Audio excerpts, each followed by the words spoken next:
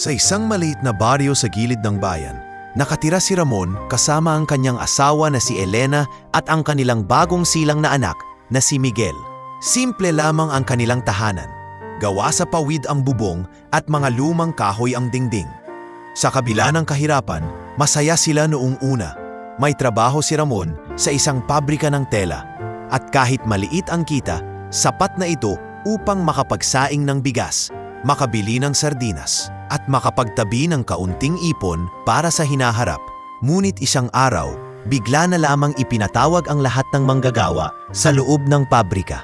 Doon inanunsyo ng kanilang amo na magsasara na ang negosyo dahil sa sobrang lugi. Tulad ng maraming kasama niya, hindi makapaniwala si Ramon. "Paano na kami, boss? May mga anak kaming pinapakain." Sigaw ng isa sa mga manggagawa. Hindi makapagsalita agad si Ramon, bagkus ay nakatitig lang sa sahig. Kinabukasan, umuwi siyang mabigat ang loob. Pagdating sa kanilang bahay, sinalubong siya ni Elena na may bitbit na sanggol. "Ramon, anong nangyari? Bakit ganyan ang mukha mo?" "Wala na, Len. Sarado na ang pabrika. Wala na akong trabaho." Napaupo siya sa bangkito at napahawak sa ulo. Tahimik na lumapit si Elena at hinaplos ang balikat ng asawa. "Kaya natin to. Basta't magkasama tayo, makakaraos tayo." Ngunit sa mga sumunod na linggo, naranasan nila ang hirap na hindi nila inaasahan. Nagsimula si Ramon na maghanap ng raket.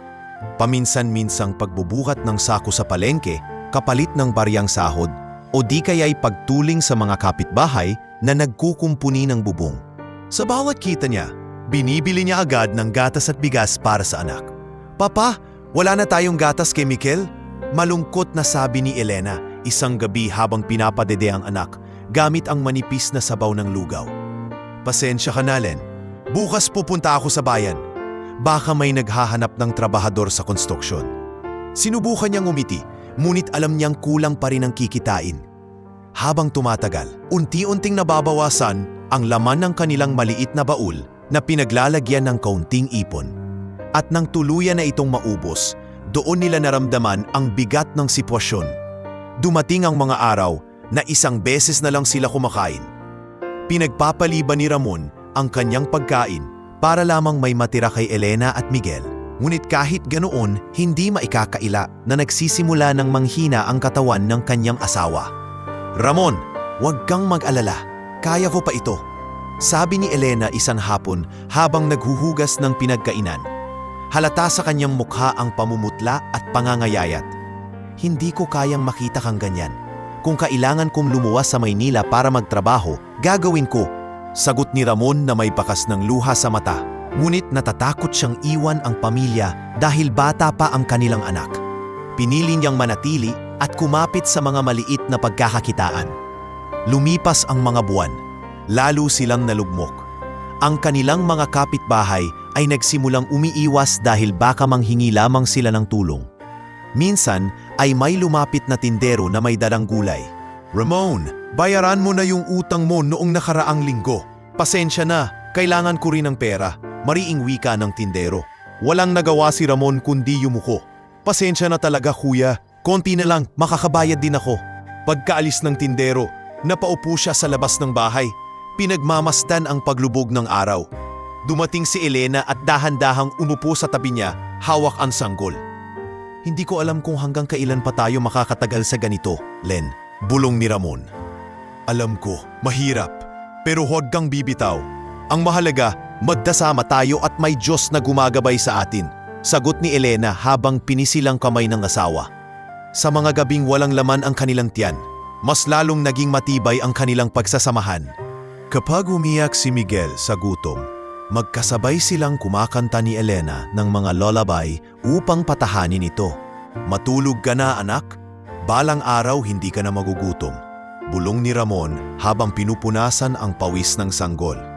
Ngunit hindi kayang itago ng kanilang pagmamahalan ang katotohanang unti-unting nawawala ang lakas ng kanyang asawa.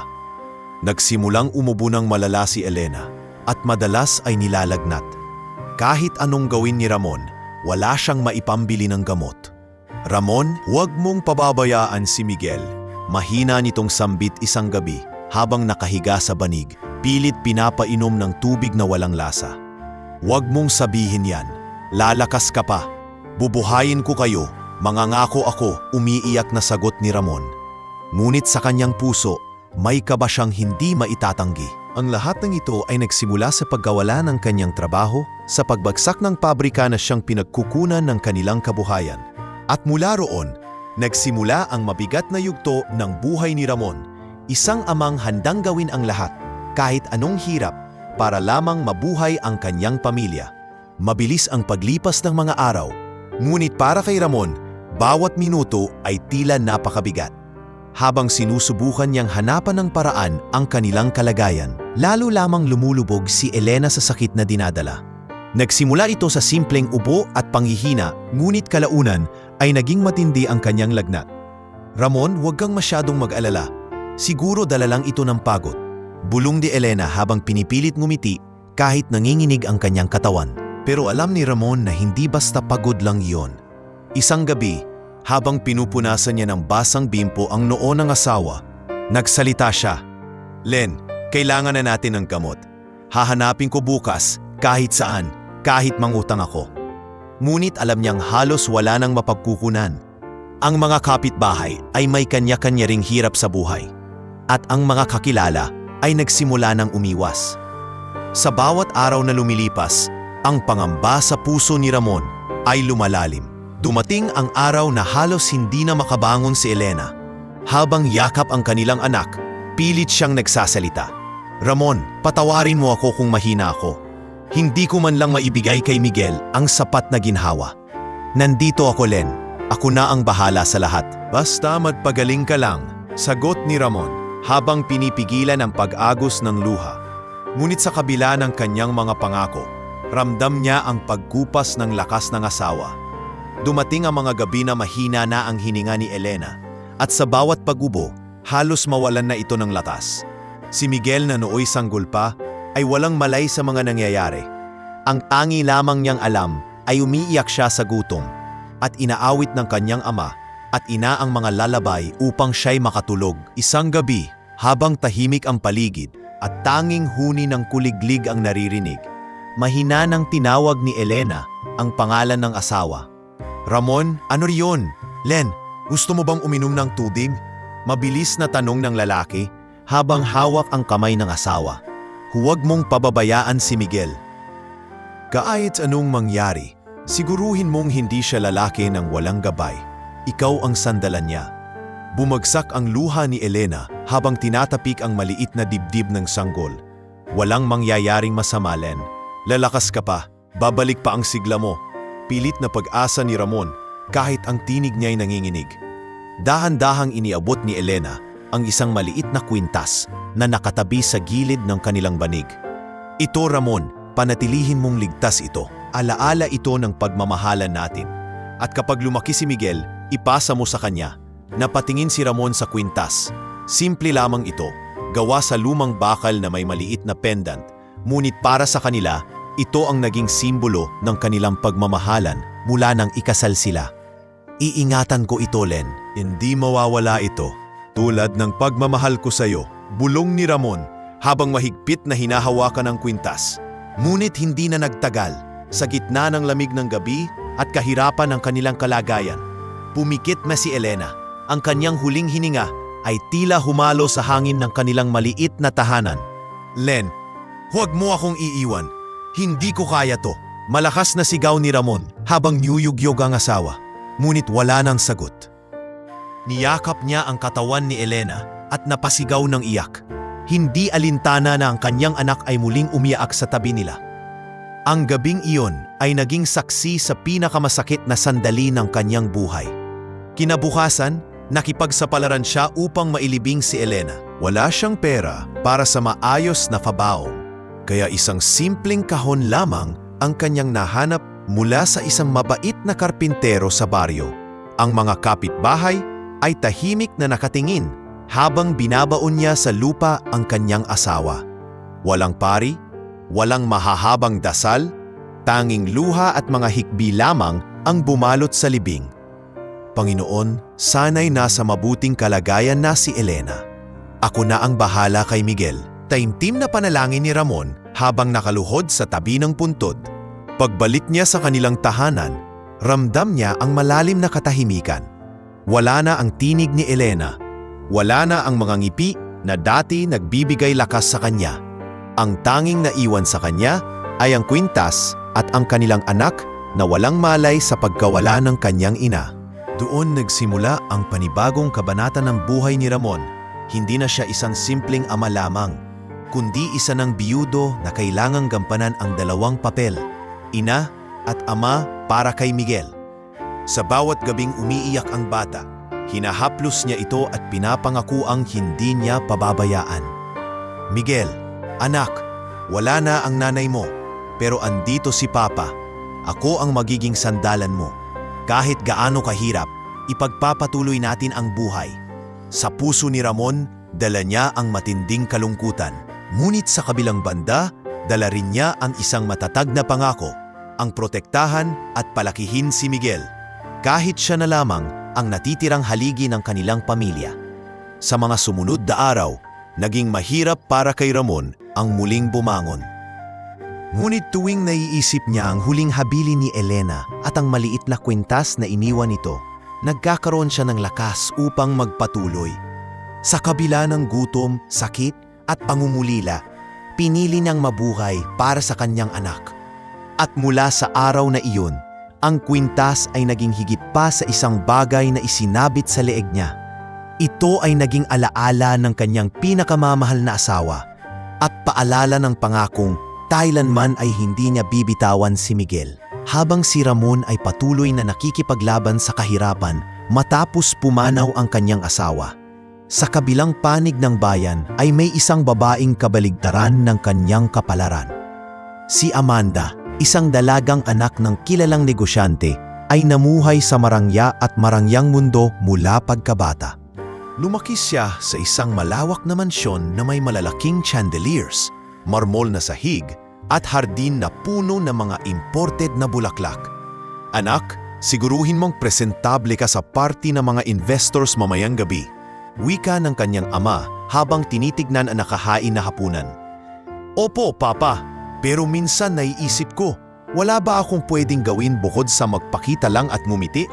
Sagot ni Amanda habang nangatitig sa kanyang plato. Hindi mo kailangang mag-isip ng ganyan. Ang mahalaga, ipakita mong karapat-dapat ka sa pangalan natin. Malamig na tugon ng kanyang ama. Simula pagkabata, sanay na si Amanda sa mga utos at pamantayang iniatang sa kanya. Lagi siyang suot ang mamahaling damit mula abroad. Lagi siyang sakay ng magagarang sasakyan at sa bawat pagdiriwang, siya ang tampok ng mga bisita. Ngunit sa kabila ng mga ngiti at magagarbong larawan, lumaki siyang puno ng kawalan. Ang dami niyong tao dito, pero bakit pakiramdam ko wala akong tunay na kaibigan? Minsang ibulong ni Amanda sa kanyang sariling refleksyon sa salamin. Nasanay siyang may mga taong laging nakapaligid sa kanya. Mga alila, gwardya, kaibigang puro interes lamang ang habol. Tuwing may party sa mansyon, lapit ng lapit ang mga kabataang lalaki upang ligawan siya. Ngunit agad niyang nararamdaman na hindi siya ang hinahangaan kundi ang kanyang kayamanan. Ang ganda mo, Amanda. Bagay na bagay ka sa akin. Sabi ng isa sa mga binatang anak ng business partner ng kanyang ama. Ngumiti lang siya, ngunit sa loob-loob niya ay iniisip, kung hindi ba ako anak ng mayaman, lalapit ka pa kaya? Minsan, sa mga gabing siya'y mag-isa sa balkonahe, dumudungaw siya sa malayo at pinagmamasdan ang liwanag ng mga simpleng bahay sa baryo. Naiinggit siya sa mga pamilyang sabay-sabay na kumakain sa hapag kahit simpleng ulam lamang ang meron. Sa mansyon nila, lagi siyang may katabing bakanting upuan dahil ang kanyang ina ay pumanaw nang siya'y bata pa at ang kanyang ama ay palaging abala sa negosyo. Anak, huwag mong kalimutan, ang mundo ay para sa malalakas, ang mahihina, sila ang natatapakan. Madalas na paalala ng kanyang ama. Unti-unti, natutunan ni Amanda na maging malamig at matapobre. Hindi siya tumitingin sa mga taong mas mababa ang estado sa kanya. Kapag may batang nagbebenta ng sampagita sa kalsada, agad niyang ibinababa ang bintana ng sasakyan para hindi makita. Mga batang yan, pinapabayaan lang ng mga magulang. Kung ako sa kanila, maghanap sila ng matinong trabaho. Sambit niya minsan sa kanyang driver. Ngunit, kahit gaano niyang pilit na paniwalaan ang mga salitang iyon, may bahagi sa kanyang puso na nagtatanong, tama ba talaga na ganito ko sila tignan? Lumipas ang mga taon, naging mas abala siya sa negosyo ng pamilya. Bawat araw ay puno ng meeting, event at pagtanggap ng mga tao sa mansyon. Ngunit sa kabila ng kasikatan at yaman, hindi niya naramdaman ang tunay na kaligayahan. Ma'am Amanda, may mga estudyanteng humihingi ng tulong para sa kanilang school project. Gusto raw nilang makapanayam ka. Sabi ng kanyang sekretarya, sabihin mong busy ako. Hindi ko pwedeng aksayahin ang oras ko sa ganyan. Mabilis niyang sagot, sabay balik sa mga dokumento sa harap niya. Lumalim ang kanyang pagkamapaghanap buhay at naging mas mataas ang tingin niya sa sarili. Naging sanay siyang sundin, sanay siyang siya ang masunod, at sanay siyang siya ang tinitingala. Ngunit sa kaibuturan ng kanyang puso, naroon pa rin ang pakiramdam na may kulang. Isang gabi, matapos ang isang matagumpay na event sa isang 5-star hotel, kinausap siya ng isa sa mga negosyanteng matagal ng partner ng kanyang ama. Amanda, darating ang panahon na ikaw na ang mamumuno sa lahat ng ito. Siguraduhin mong hindi ka mahihirapan sa pagpapasya. Tandaan mo, hindi pwedeng maging mahina ang isang tulad mo. Ngumiti siya, ngunit sa likod ng ngiting iyon ay naroon ang bigat ng kanyang kalooban. Alam niyang siya'y hinubog na parang isang mamahaling estatwa. Maganda, matibay, ngunit walang damdamin para sa iba. Minsan ay lumapit sa kanya ang isa niyang alila na matagal nang nagseserbisyo sa kanilang pamilya. Ma'am, pwede po bang humingi ng advance? May sakit po kasi ang anak ko. Tumingin lamang siya saglit at malamig na sumagot. Hindi pwede. Hindi ka ba nakakaintindi? May patakaran tayo dito. Kung hihingi ka ng hihingi, paano ka matututo? Nakita niya ang lungkot sa mata ng kanyang alila. Ngunit pinili niyang huwag magpakita ng awa. Sa isip niya, iyon ang tamang paraan upang manatili siyang matatag. At sa ganitong pamumuhay nagpatuloy si Amanda, isang dalagang marangya, kilala, ngunit walang tunay na malasakit. Hindi pa niya alam na balang araw, ang kanyang mundo ay magbabago ng lubos. Sapagkat sa pagtatagpo ng kanyang landas at ni Ramon, doon siya unang makakaharap ng isang sitwasyong hindi kayang bilhin ng kahit gaanong karaming yaman. Mabilis ang lumipas na 5 taon matapos ang pagkawala ni Elena. Sa lahat ng panahong iyon, si Ramon ay nanatiling matatag para sa kanyang anak. Si Miguel na nooy isang sanggol ay ngayoy 5 taong gulang na, payat, mahina, ngunit may ningning sa mga mata na ila nagbibigay pag-asa kay Ramon sa kabila ng lahat ng hirap. Araw-araw gigising si Ramon bago sumikat ang araw. Lalabas siya ng kanilang barong-barong, dala ang lumang sako at magsisimula ng mamulot ng mga bote, karton at plastik sa paligid ng bayan. Papa, pwede po ba akong sumama? Minsang tanong ni Miguel habang hawak-hawak ang maliit na lata na parang laruan. Huwag na, anak. Dito ka lang muna. Maglaro ka at hintayin mo ako. Babasahin ko ulit yung kwento mo mamayang gabi. Sagot ni Ramon sabay haplos sa ulo ng anak. Ngunit may mga pagkakataon na wala siyang magawa kundi isama ang bata. Lalo na kapag wala siyang maiiwanan dito. Kaya't madalas makikita si Miguel na nakasunod sa kanyang ama. Nagbubuhat ng maliit na plastik na sisidlan ng mga bote. Kahit gutom at pagod, hindi siya nagrereklamo. Ang mahalaga sa kanya ay kasama niya ang kanyang ama. Minsan sa isang kantong matao, nakilala na siya ng mga kapitbahay. Aba, si Ramon, lagi na lang yan namumulot. Pero kita mo, di niya iniiwan yung anak niya. Talagang mapagmahal na ama. Bulong ng isang tindera sa palengke. Kahit ang mga taong dati umiiwas sa kanya ay napapangiti na lamang kapag nakikita silang mag-ama. Ngunit sa kabila ng kaunting pag-unawa, nanatili pa rin silang kapos. Papa, bakit po minsan wala tayong ulam? Inosenteng tanong ni Miguel isang gabi habang nakatingin sa kaning bahaw. Huminga ng malalim si Ramon at sinubukang ngumiti. Dahil minsan, sinusubukan tayo ng Diyos. Pero tandaan mo, anak, kapag may pag-asa, lagi tayong makakahanap ng paraan. Habang si Ramon at Miguel ay patuloy na lumalaban sa kahirapan, sa kabilang dako naman ay abala si Amanda sa pagpapalago ng negosyo ng kanilang pamilya. 22 na siya ngayon at mas kilala na sa lipunan bilang isang batang negosyanteng bihasa sa paghawak ng malalaking deal. Isang hapon, dumalo siya sa isang business forum sa siyudad. Nakasuot siya ng mamahaling damit, perpektong ayos ang buhok at may kasama pang mga gwardya. Lahat ng tao'y napapatingin sa kanya. Tila ba siya'y isang reyna sa lugar. Ngunit sa kabila ng lahat ng papuri at respeto, nanatiling malamig ang kanyang puso. Miss Amanda, napakagaling mo kanina sa presentation. Sigurado akong mas lalo pang lalaki ang negosyo ng pamilya ninyo, sabi ng isa sa mga negosyanteng matanda. Umiti siya, ngunit sa loob-loob niya'y tanong ang bumabalot.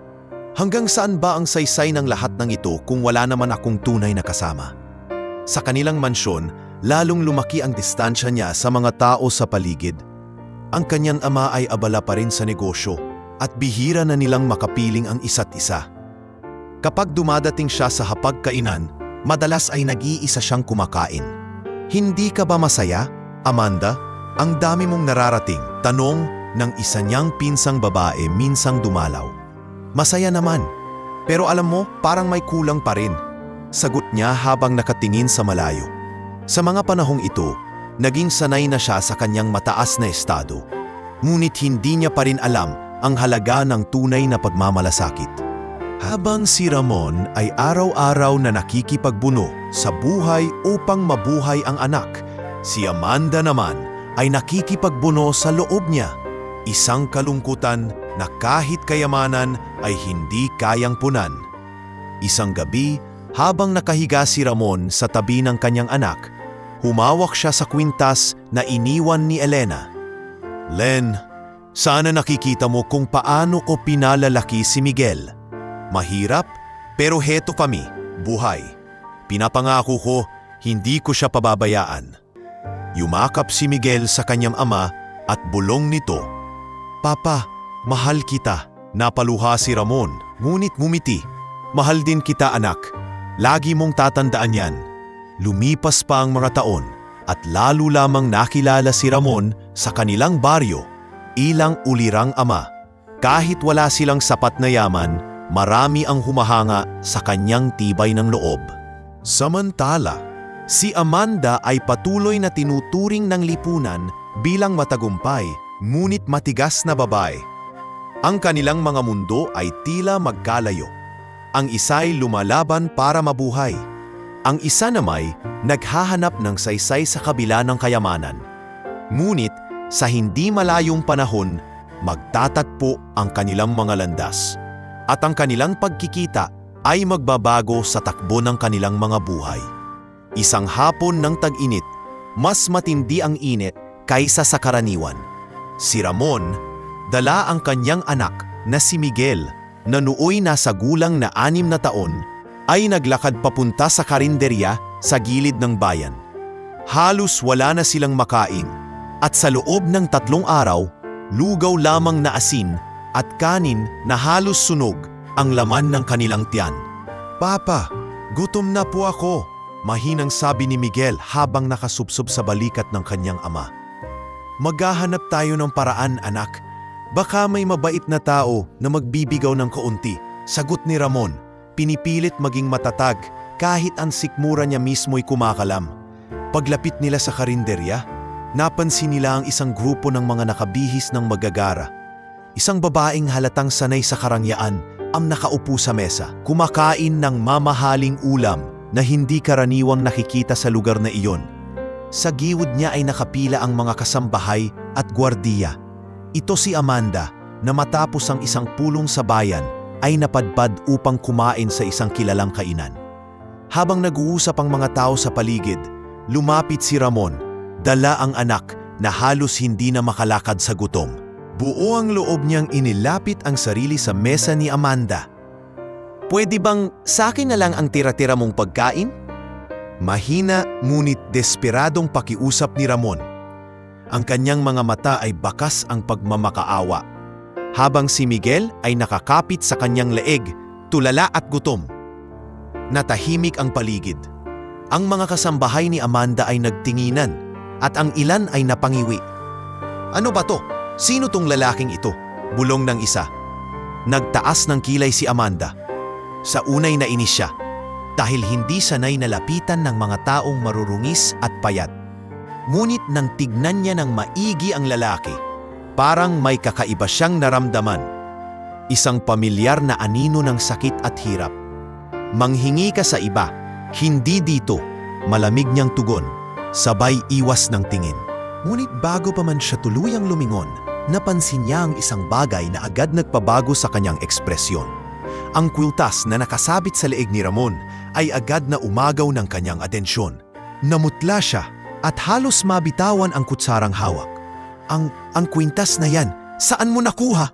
Nanginginig na tanong ni Amanda habang nakatutok ang kanyang mga mata sa pendant na iyon. Nagulat si Ramon sa pagkakabigla ng babae. Hinawakan niya ang kwintas at sagot niya, ito ang iniwan ng asawa o bago siya pumanaw. Bakit mo tinatanong? Halos mawalan ng kulay ang mukha ni Amanda. Sa kanyang alaala, iyon ang eksaktong kwintas na suot ng kanyang yumaong asawa noong huli niya itong nakita bago ang isang aksidenteng kumitil sa buhay nito. Hindi, imposible. Hindi pwedeng nasa iyo iyan, halos bulong niyang sabi. Tumayo siya mula sa kanyang kinauupuan at ang mga kasama niya ay napatingin sa kanya. Gulat sa biglaang pagbabago ng kanyang kilos. Hindi ko maintindihan ang sinasabi mo. Ang asawa ko ang nagbigay nito sa akin bago siya namatay. Hindi ko ito kinuha kanino man, depensa ni Ramon, halatang naguguluhan. Nagsimulang umiyak si Miguel, nadadala sa tensyon ng sitwasyon. Papa, uwi na tayo, gutom na ako, ngunit si Amanda ay hindi makagalaw. Nakatitig lamang siya sa kwintas na tila ba nagbabalik sa kanya sa mga alaala ng nakaraan. Ang kwintas na iyon ang simbolo ng kanyang pag-ibig at pagkawala. At ngayon, suot ng isang lalaking pulubi na kasama ang kanyang anak. Guard, tanungin niyo siya. Alamin niyo kung saan talaga nanggaling ang kwintas na iyan. Utos ni Amanda. Nanginginig pa rin ang boses. Ngunit bago makalapit ang gwardiya, biglang sumagot si Ramon, puno ng panggigigil. Walang kasinungalingan dito. Hindi niyo alam ang pinagdaanan ko.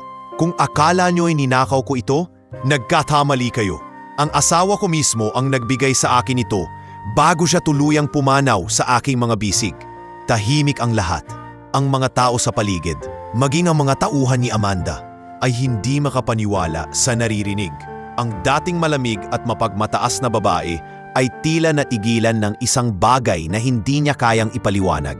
Ang puso niya ay mabilis na tumibok, hindi lamang dahil sa gulat, kundi dahil sa isang hindi maipaliwanag na koneksyon sa lalaking ito. Paano posible na ang kwintas na iyon na akala ko'y nawala ng tuluyan ay nasa kanya ngayon? Tanong ni Amanda sa kanyang sarili. Samantala, si Ramon ay tumalikod at sinubukang buhatin ang anak. Kung hindi nyo kami kayang bigyan kahit konting pagkain, aalis na kami. Hindi ko na kailangang magpaliwanag pa. Ngunit hindi siya makalayo. Hawak ng kanyang anak ang kwintas at dahan-dahan. Bago ka umalis, sagutin mo lang ako. Ano ang pangalan ng asawa mo? Napatingin si Ramon sa malayo. Saka muling tumingin kay Amanda. Elena. Elena ang pangalan ng asawa ko. At ito ang huling alaala niya sa amin ni Miguel. At sa unang pagkakataon sa napakahabang panahon, naramdaman ni Amanda ang isang panginginig na hindi niya kayang ipaliwanag. Ang dalawang mundong kailanman ay hindi nagtagpo. Ang mundo ng isang pulubi at ang mundo ng isang milyonyarya ay ngayon nagbanggaan sa isang di inaasahang pagkakataon. At doon nagsimula ang tunay na kwento ng kanilang dalawa. Hindi matapos-tapos ang titig ni Amanda sa kwintas na suot ni Ramon. Ang bawat kumpas ng maliit na pendant ay tila ba kumakatok sa lahat ng alaala niya. Alaala ng kanyang yumaong asawa, ng kanilang huling sandali at ng biglaang pagkawala nito. Hindi niya mapigilang manginig habang ang mga tao sa paligid ay nananatiling nakatingin, nag-aabang ng susunod na mangyayari. Hindi mo pwedeng basta sabihing ibinigay sa iyo yan, mariing sambit ni Amanda. Halos nanginginig ang tinig. Ang kwintas na yan ay pag-aari ng asawa ko, ang asawa kong namatay sa isang aksidente. Nabigla si Ramon. Hindi niya inaasahan ang ganoong reaksyon mula sa isang estrangherang milyonarya. Pinisil niya ng mahigpit ang kwintas at sumagot, "Hindi ko alam kung bakit mo sinasabing asawa mo ang may-ari nito. Ang alam ko, asawa ko mismo ang nagbigay nito sa akin." "Huwag mong bastusin ang alaala niya." Nang marinig iyon, lalo lamang sumiklap ang damdamin ni Amanda. Tumayo siya mula sa kanyang kinauupuan at lumapit ng mariin kay Ramon. Halos magkadikit na ang kanilang mukha. Ang mga tauhan niya'y nag-aalangan kung dapat bang makialam, ngunit pinipigilan silang gumalaw ni Amanda gamit lamang ang kanyang kamay.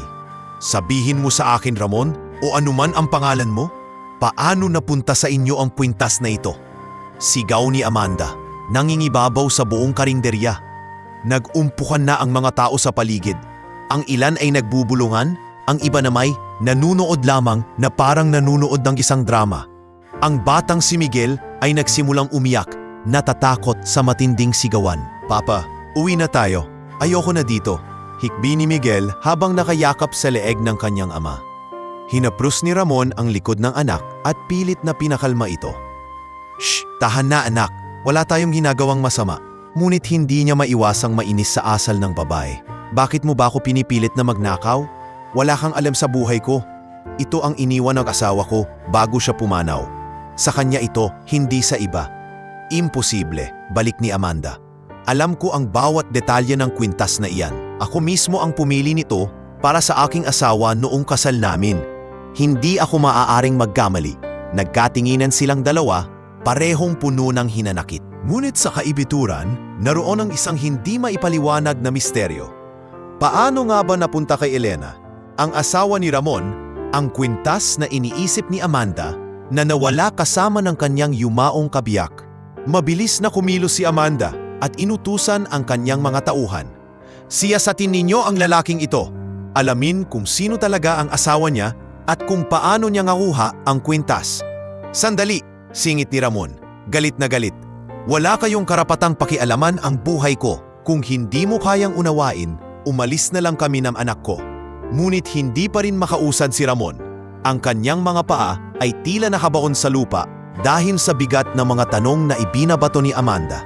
"Hindi ko alam kung anong koneksyon natin," patuloy ni Amanda. Medyo lumambot ang tinig, ngunit nananatiling mariin. "Pero sigurado ako na hindi aksidente ang pagkikita natin. Ang kwintas na yan, may malaking ibig sabihin." Nagkibit balikat si Ramon, sabay tingin sa anak niyang nakatulog na sa kanyang balikat dahil sa pagod at gutom. "Kung sa tingin mo ay ninakaw ko ito, wala akong magagawa para kumbinsihin ka. Pero hindi ko hahayaang bastusin mo ang pangalan ng asawa ko. Siya na lang ang natitirang alaala ko. At ito, sabay hawak sa kwintas. Ang tanging bagay na naiwan mula sa kanya." Napatigil si Amanda. Sa unang pagkakataon, nakita niya sa mga mata ni Ramon ang tunay na sakit ng pagkawala. Isang sakit na katulad ng naramdaman niya noong namatay ang kanyang asawa. Ang galit na bumabalot sa kanya ay biglang napalitan ng pagkalito at awa. Ngunit sa likod ng lahat ng iyon, mas lumalim ang misteryo. Kung totoo ang sinasabi ni Ramon, paano ito uugnay sa kanyang yumaong asawa at sa aksidente nito? Sino ang nagsasabi ng totoo? Hindi ito matatapos dito. Mahinang bulong ni Amanda, ngunit malinaw na narinig ni Ramon. "Hahanapin ko ang katotohanan." "Gawin mo ang gusto mo," sagot ni Ramon, malamig at puno ng pagkadismaya. "Basta't tandaan mo, wala akong kasalanan." At sa mga salitang iyon, naglakad si Ramon palayo kasama ang kanyang anak. Ngunit hindi na maalis sa kanyang isip ang mga mata ni Amanda, mga matang puno ng galit at pagdududa. Ngunit may halong lungkot na pamilyar sa kanya. Samantala, si Amanda ay naiwan na tulala, nakatingin sa direksyong tinahak ng mag-ama. Ang mga kamay niya ay nanginginig pa rin at ang puso niya ay kumakabog ng mabilis. Kung totoo man ang sinasabi niya, ibig sabihin ba'y may mas malalim pang sikreto sa likod ng lahat ng ito? Bulong niya sa sarili, habang mariing pinipisil ang kanyang sariling dibdib. Sa gabing iyon, habang nakahiga sa kanyang magarang kama sa mansyon, hindi makatulog si Amanda. Paulit-ulit bumabalik sa kanyang isip ang mukha ni Ramon at ang kwintas na kumikislap sa ilalim ng mahina nilang ilaw sa karinderya. Habang si Ramon naman ay nakahiga sa kanilang barung-barung, yakap ang anak, hawak pa rin ang kwintas. Sa kanyang isip, ramdam niya ang paparating na unos na hindi niya kayang pigilan. At doon nagsimula ang isang mas malalim na laban, hindi lamang laban para sa pagkain o kabuhayan, kundi laban para sa katotohanan at para sa mga pusong parehong sugatan ng nakaraan. Kinabukasan, hindi pa rin mapakali si Amanda. Habang nakaupo sa kanyang opisina sa loob ng kanilang malaking kumpanya, hindi mawala sa kanyang isip ang mukha ng lalaking nakilala niya kagabi, ang batang payat na buhat nito, at higit sa lahat, ang kwintas na hindi niya akalaing muling nakikita. Miss Amanda, may meeting po kayo kasama ang board members mamaya, wika ng kanyang sekretarya. Sabihin mong ipagpaliban muna. May mahalaga akong aasikasuhin, malamig niyang tugon na ikinagulat ng sekretarya dahil bihira siyang magpaliban ng mga pulong. Pag-uwi sa mansyon, tumiretso siya sa silid kung saan nakatago ang mga lumang gamit ng kanyang asawa. Binuksan niya ang kahon ng mga alaala, mga litrato nila noong kasal, ang mga lumang sulat at isang maliit na pulang kahon kung saan nakalagay ang resibo at dokumento ng kwintas. Binasa niya ang petsa, regalo kay Daniel mula kay Amanda, bilang tanda ng kanilang kasal. Hindi ako pwedeng magkamali, bulong niya sa sarili habang pinipigilan ang luha. Pero paano ito napunta sa kanya? Ano ang hindi ko alam? Muling sumariwa sa kanyang isip ang araw ng aksidente. Nakaabot lamang sa kanya ang balitang bumagsak ang sasakyan ng kanyang asawa sa bangin. At nang matagpuan ang katawan, halos hindi na makilala. Wala ring natagpo ang kwintas noon. Sa kanyang isip, iyon ay kasamang nawala sa aksidente. Ngunit ngayong nakita niya itong suot ng isang estrangherong pulubi, nagdulot ito ng maraming tanong. Sa halip na manahimik, nagsimula siyang mag-usisa. Kinausap niya ang isang dating kasamahan ng kanyang asawa sa negosyo, si Mang Arturo, isang retiradong empleyado na matagal nang naninirahan sa probinsya. Mang Arturo, gusto ko sanang itanong, bago ang aksidente, may napansin ba kayong tataiba kay Daniel? Tanong ni Amanda nang dalawin niya ito. Tahimik munang tumitig ang matanda sa kanya bago marahang sumagot. Miss Amanda, may mga bagay na hindi ko nasabi noon. Pero kung talagang gusto mong malaman, may nakakita raw sa kwintas ni Daniel ilang linggo matapos ang aksidente. Nanlaki ang mga mata ni Amanda. Sino? Kanino napunta?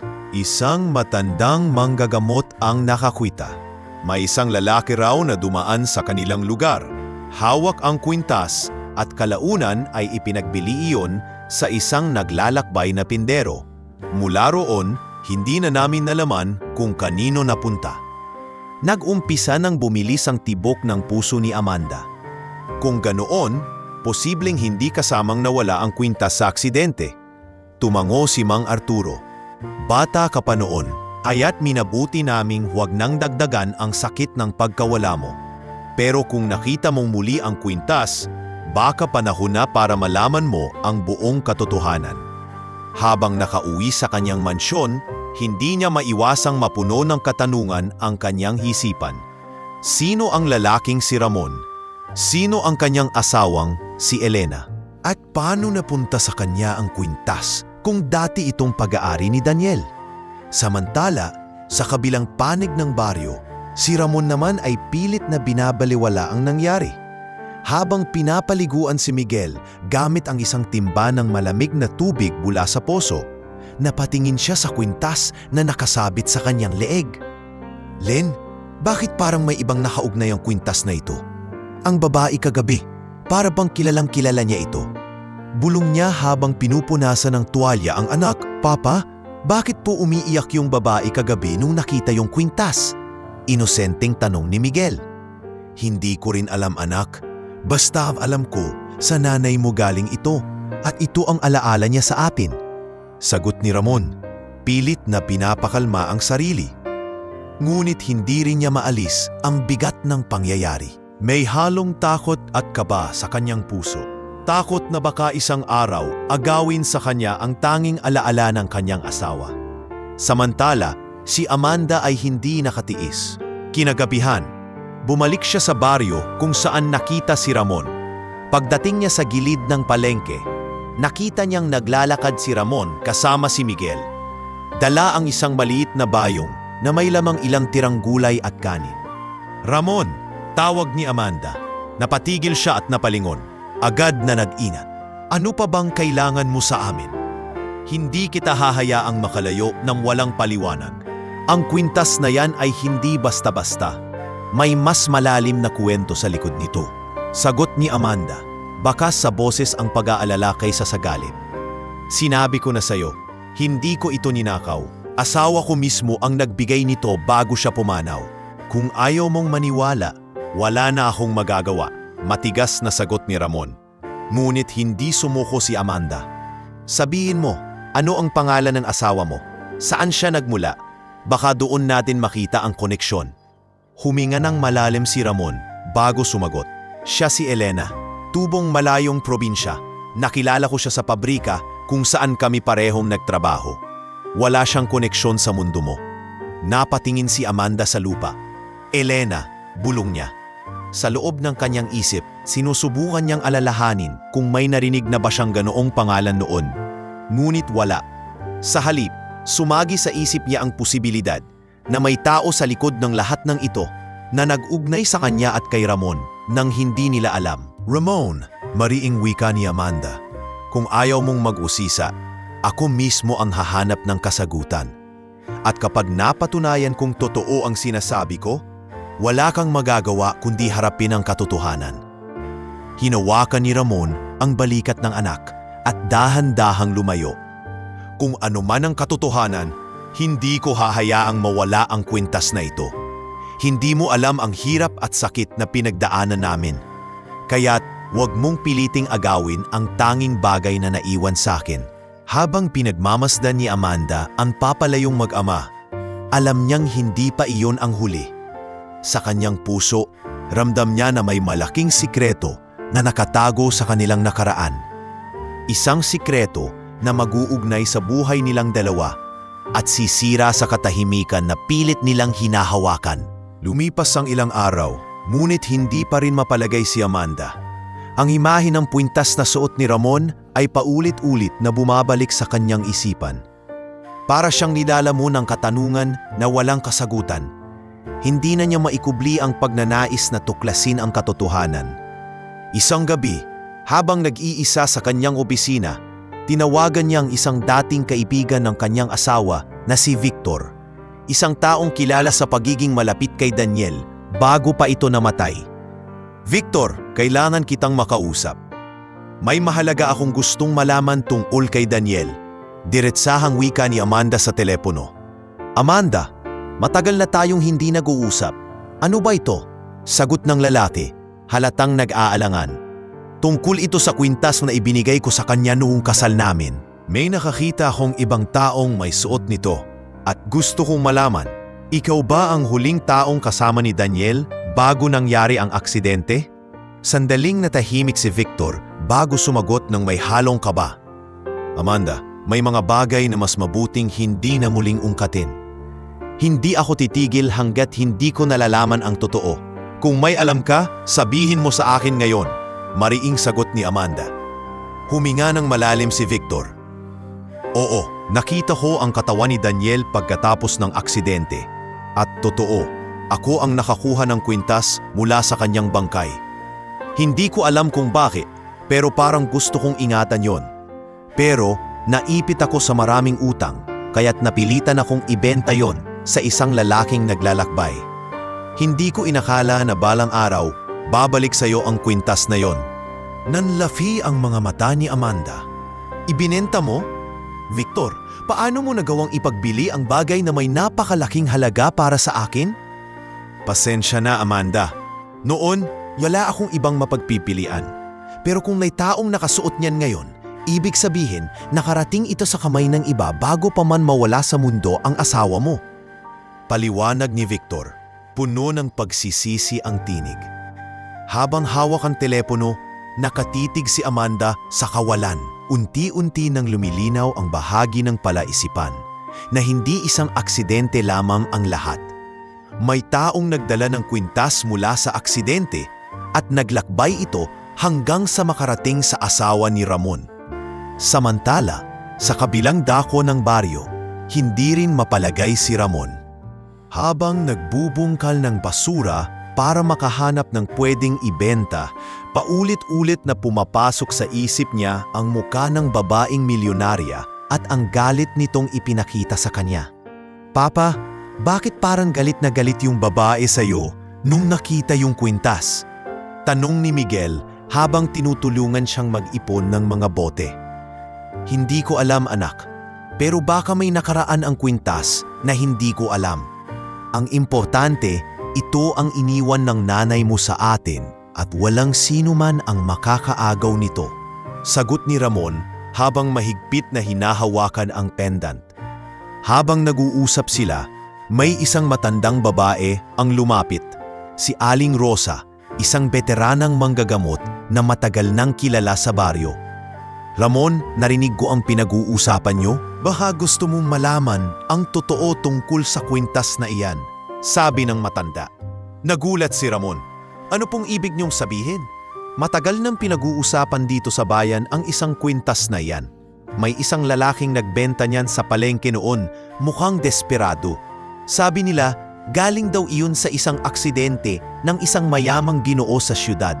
Napunta ito sa isang tindero at mula doon, kanino-kanino na napunta. Hanggang sa marinig ko na lang na napunta ito sa isang babaeng taga-probinsya na baka asawa mo nga. Paliwanag ni Aling Rosa. Halos manginig si Ramon sa narinig. Kung totoo ang sinasabi mo, ibig sabihin, ang kuntas na ito'y may koneksyon sa isang taong malayo sa aming buhay. Tumango ang matanda at sigurado ako hindi pa tapos ang istoryang iyon. May mga taong darating na maghahanap niyan. Hindi alam ni Ramon kung matatakot ba siya o mas lalo lamang lalaban para protektahan ang alaala ni Elena. Sa kanyang puso, ramdam niyang may paparating pang mas mabigat na pagsubok. Samantala, si Amanda ay lalo lamang naging determinado. Bumalik siya sa mansyon at muling kinausap ang kanyang ama. Papa, may mga bagay akong natuklasan. Ang kwintas ni Daniel ay hindi nawala. May isang lalaking mahirap na suot ito ngayon. At sigurado akong hindi ito aksidente, ani Amanda. Nanlamig ang kanyang ama.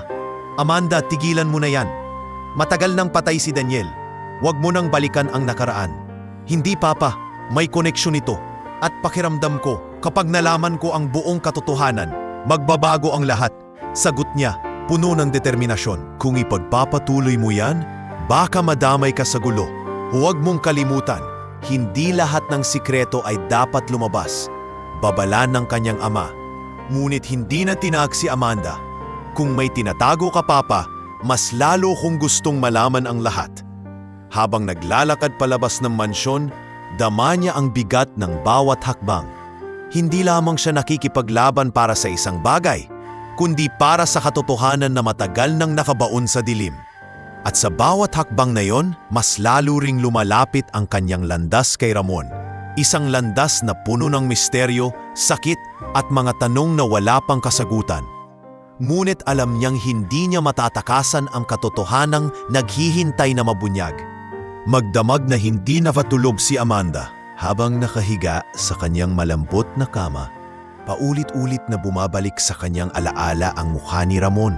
Pawisan, marungis, ngunit puno ng determinasyon at sakit.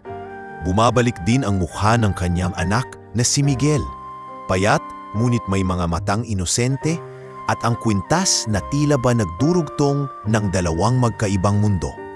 Kinabukasan, maagang dumating si Amanda sa opisina, ngunit imbes na nakatutok sa mga papeles, nakatulala lamang siya sa bintana. Ang mga sekretarya at empleyado niya ay nagtataka kung bakit tila ba wala siya sa sarili. Amanda, may meeting ka sa investors mamaya. pagpaalala ng kanyang sekretarya. Ngumiti siya ng pilit. Sabihin mong ipagpaliban muna. May mas mahalaga akong kailangang unahin.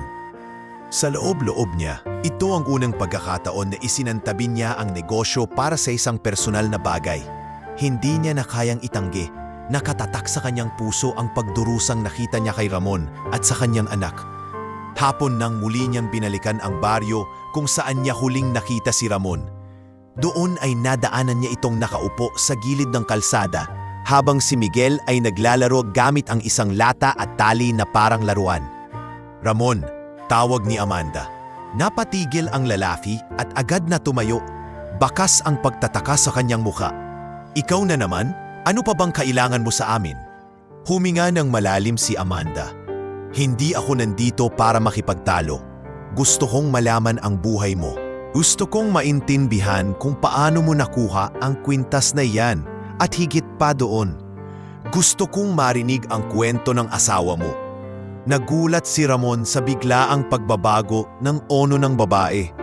Wala na ang dating lamig at pagmamataas. Ang boses ni Amanda ngayon ay puno ng pag-aalala at kagustuhang maunawaan. "Bakit? Para saan pa?" Malamig na tanong ni Ramon. "Dahil sa unang pagkakataon, naramdaman kong mali ang lahat ng naging pananaw ko sa mga tulad ninyo. Nakita ko ang anak mo, gutom at walang malay, at napagtanto ko na hindi ko kayang baliwalain iyon."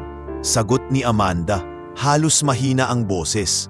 Umupo si Ramon at pansamantalang natahimik. Ilang minuto ring nag-isip bago nagsimulang magsalita. "Si Elena ang nagbigay sa akin ng kwintas. Namatay siya dahil sa sakit at gutom. Ito na lang ang iniwan niya sa akin, tanda ng pagmamahal at sakripisyo niya." Habang nakikinig, hindi napigilan ni Amanda ang mapaluha. "Pasensya ka na kung nagalit ako at pinagbintangan ka. Hindi ko alam ang pinagdaanan mo. Wala kang kasalanan sa nangyari. Pero huwag mong tatangkaing agawin sa akin ang kwintas na ito. Ito na lang ang natitira sa alaala niya." Sagot ni Ramon, mahigpit ang hawak sa pendant. Sandaling katahimikan ang bumalot sa kanilang dalawa.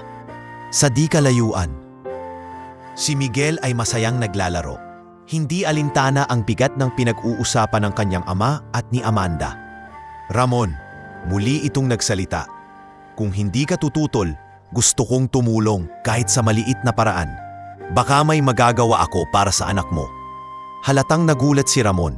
"Hindi ko hinihingi ang awa mo. Hindi ko kailangan ng tulong galing sa isang taong tulad mo." "Hindi ito awa," mariing sagot ni Amanda. "Ito ay isang bagay na ngayon ko lang natutunan, ang malasakit. Matagal na akong nabubuhay sa mundong walang pakialam sa iba. Pero nang makita ko kayo, doon ko lang naramdaman na kulang ako. Kulang ang buhay ko kahit gaano ako kayaman." Natigilan si Ramon. Hindi niya akalaing maririnig ang ganitong mga salita mula sa isang babaeng tulad ni Amanda. Hindi niya alam kung maniniwala ba siya o hindi. "Kung talagang gusto mong tumulong," sagot ni Ramon, "simulan mong intindihin hindi lang kami, kundi pati ang mga taong kagaya namin. Yung mga taong araw-araw na nakikipaglaban para mabuhay." Tumango si Amanda. "Oo, at sisimulan ko sa inyo." Kinagabihan, pag-uwi sa kanyang mansyon, muling tumingin si Amanda sa mga lumang larawan ng kanyang asawa. "Daniel, kung naririnig mo ako, sana'y tama ang ginagawa ko. Sana'y ito ang paraan para muling magkaroon ng saysay ang lahat." Samantala, si Ramon ay nakahiga sa kanilang banig kasama ang anak. Habang natutulog si Miguel, hawak-hawak niya ang kwintas at iniisip ang kakaibang pagkatao ni Amanda. Hindi niya maipaliwanag, pero ramdam niyang may unti-unting pagbabago sa babae. Mula sa malamig at mapagmataas, ngayoy tila ba may pader na unti-unting bumabagsak. At sa kabila ng lahat, nagiging malinaw kay Ramon na hindi lang ang kwintas ang nagdurugtong sa kanilang dalawa, kundi ang sugat ng pagkawala at pangungulila na pareho nilang pinapasan. Sa gabing iyon, parehong hindi nakatulog ng maayos sina Amanda at Ramon. Ngunit sa gitna ng kanilang pagkalito, isang bagay ang sigurado. Nagsisimula ng magbago ang kanilang mga puso. Ang tanong na lang, saan sila dadalhin ng pagbabagong ito? Makalipas ang ilang araw, muling nagbalik si Amanda sa baryo. Ngayon ay hindi na siya nakasuot ng marangyang damit, o nakasakay sa mamahaling sasakyan. Dumating siya na simple lamang ang kasuotan, dala ang ilang supot ng pagkain at gamot. Ang mga taong nakapaligid ay nagtaka. Sanay silang makita siya bilang isang matapobre at mailap na babae. Ngunit ngayong narito siya, iba ang kanyang aura. Nadatnan niyang si Ramon ay nakaupo sa harap ng kanilang barong-barong.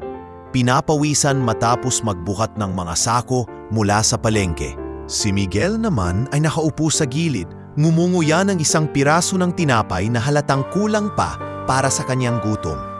"Ramon!" tawag ni Amanda. Agad itong napalingon, bakas ang pagkabigla sa kanyang mukha. "Ikaw na naman? Ano pa bang kailangan mo rito?" Lumapit si Amanda, sabay abot ng supot. "Dalhin mo ito, may pagkain at kaunting gamot. Hindi ito para sa iyo lang, kundi lalo na para kay Miguel." Nag-aatubili si Ramon. Tinitigan niya ang babae. Wari naghahanap ng intensyon sa likod ng kilos nito. "Hindi kami namamalimos, Amanda. Hindi ko ugaling humingi ng tulong sa iba. Alam ko," sagot ni Amanda, mariin ngunit mahinahon. "Pero minsan, Ramon, kailangan nating tanggapin ang mga bagay na makakabuti para sa mahal natin sa buhay. Hindi ito para sa pride mo, para ito sa anak mo." Napatingin si Ramon kay Miguel na tahimik na nakatiting sa mga dala ni Amanda. Kita sa mukha ng bata ang pananabik sa pagkain, ngunit pinipigilan nitong magsalita. "Papa, gutom pa ako," bulong ni Miguel. Halos mahina na ang tinig. Napabuntong hininga si Ramon at napayuko. Sa wakas, tinanggap niya ang supot mula kay Amanda.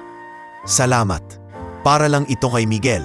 Ngumiti si Amanda, at iyon ang unang pagkakataon na nakita ni Ramon ang isang ngiting walang halong pagmamataas. Oo, para sa kanya. Simula noon, palagi nang bumabalik si Amanda sa baryo. Hindi lamang pagkain at gamot ang dala niya, kundi pati mga aklat at laruan para kay Miguel. Ang mga tao sa paligid ay nagulat sa kanyang pagbabago. "Si Amanda ba talaga yan? Hindi ko akalaing makikita ko siyang ganito," bulong ng isang tindera. "Parang ikang tao siya ngayon," sagot ng isa pa. Unti-unting nagiging pamilyar kay Miguel ang presensya ng babae. Isang araw, habang naglalaro siya ng lumang lata, lumapit si Amanda at binigyan siya ng isang maliit na bola. "Tita, para sa akin ba talaga ito?" Masayang tanong ng bata. "Oo, Miguel, sa'yo lang. Maglaro ka at maging masaya," sagot ni Amanda. Napangiti ang bata at niyakap siya ng mahigpit. "Salamat po, Tita Amanda." Napatigil si Amanda, bakas sa kanyang muka ang pagkabigla. Hindi niya inaasahan ang yakap na iyon. Sa loob ng maraming taon, hindi niya naramdaman ang ganoong uri ng pagmamahal mula sa isang inosenteng bata. Samantala, si Ramon ay nananatiling maingat. Kahit nakikita niyang unti-unting nagiging magaan ang loob ng kanyang anak kay Amanda, pinipigilan pa rin niyang lubusang magtiwala. "Hindi ko alam kung bakit mo ginagawa ito," sabi niya isang gabi habang pinagmamasdan si Amanda na pinapakain si Miguel. "Baka bukas makalawa, magsawa ka rin." "Ramon," sagot ni Amanda habang nakatitig sa kanya. "Marami akong bagay na hindi nagawa noon. Maraming pagkukulang. Pero ngayon, gusto kong baguhin iyon at nagsisimula ako sa pagtulong sa inyo." Nagtagal ang katahimikan. Sa huli, tumango si Ramon. "Kung totoo ang sinasabi mo, sana'y hindi ito pansamantala lang. Dahil kapag nasanay si Miguel, mas masasaktan siya kung bigla kang mawawala." Tumango si Amanda. "Naiintindihan ko at nangako ako, hindi ako mawawala." Habang lumilipas ang mga linggo, lalo pang tumibay ang ugnayan ng tatlo. Ang mga tao sa baryo ay nagsimulang tumingin kay Amanda ng may bagong respeto. Hindi na siya ang mapagmataas na babaeng milyonarya. Ngayon ay isang taong may malasakit sa kapwa. Ngunit higit sa lahat, nagsimulang mabuo ang kakaibang koneksyon sa pagitan ni Ramon at Amanda. Sa tuwing magtatama ang kanilang mga mata, may hindi maipaliwanag na damdamin. Hindi ito simpleng pasasalamat o obligasyon. Ito ay tila unti-unting nagiging pag-unawa at marahil higit pa doon. Isang gabi, habang sabay-sabay silang kumakain ng simpleng hapunan, kanin at ginisang gulay na dala ni Amanda, napansin ni Ramon ang saya sa mukha ng kanyang anak. "Papa, masarap po ito. Salamat po, Tita Amanda." Tuwang-tuwang wika ni Miguel. Napatingin si Ramon kay Amanda na nakangiti habang pinapanood ang bata. Sa loob-loob niya, napagtanto niyang matagal nang hindi siya nakakita ng ganoong saya sa mukha ng kanyang anak. At doon nagsimula ang unti-unting pagkalusaw ng matagal na niyang itinayong pader sa kanyang puso. Sa kabila ng lahat ng duda at takot, naramdaman niya na baka, sa wakas, may pag-asang bumalik ang kulay sa kanilang madilim na buhay. Habang patuloy ang pagdalaw ni Amanda kay Ramon at kay Miguel, unti-unting lumaganap ang balita sa buong baryo at maging sa siyudad. Ang mga tao ay nagsimulang magtanong, bakit ang isang milyonaryang babae ay nakikitang paulit-ulit na dumadalaw sa isang pulubi at sa kanyang anak? Sa simula, ito'y naging usap-usapan lamang ng mga tsismosa sa kanto. Ngunit di nagtagal, nakarating din ito sa mga kaibigan at kamag-anak ni Amanda. Isang gabi, habang nakaupo si Amanda sa isang marangyang restaurant kasama ang ilan niyang kaibigan, hindi nito naiwasang marinig ang pangungutya. "Amanda, totoo bang mau kinakausap kang isang pulubi sa baryo? Narinig namin, may bata pa siyang kasama.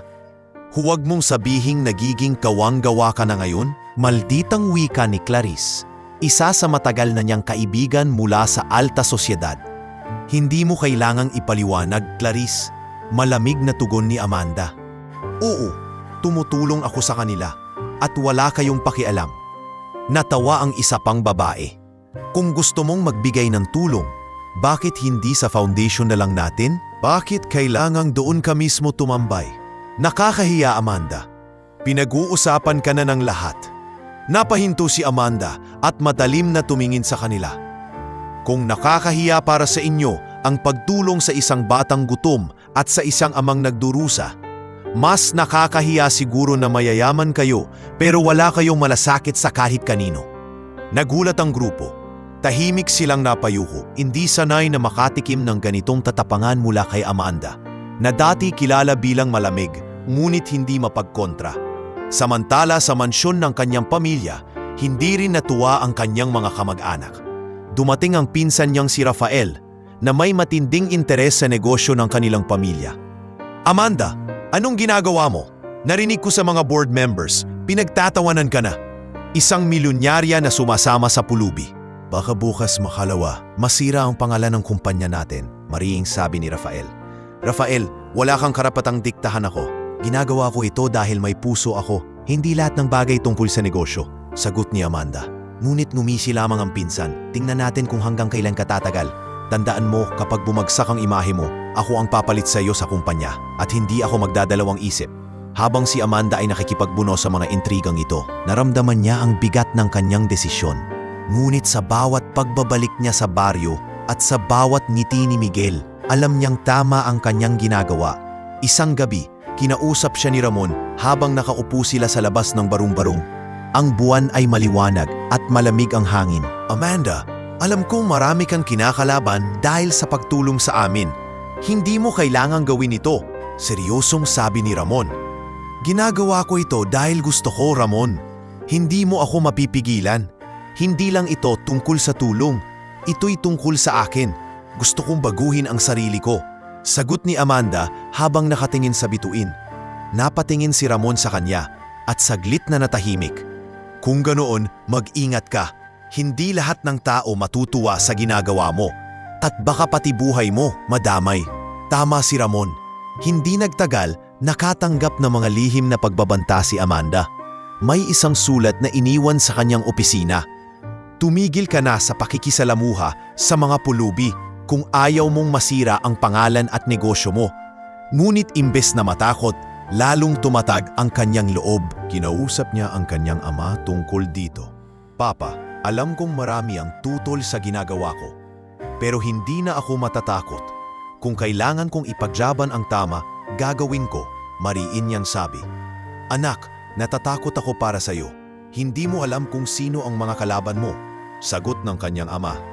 "Mas natatakot ako kung mananatili akong bulag at walang pakialam. Kung iyon ang mangyari, Wala ring saysay ang lahat ng yaman natin, matatang na tugon ni Amanda. Habang patuloy ang mga pagsubok, si Ramon naman ay nagsimulang mapansin ang pagbabago sa kilos ni Amanda. Isang araw, habang nakikita niyang si Amanda ay tinuturuan si Miguel magbasa gamit ang librong dala nito, napabuntong hininga siya. Hindi ko inaasahan na makakakita ako ng isang tulad mo, Amanda.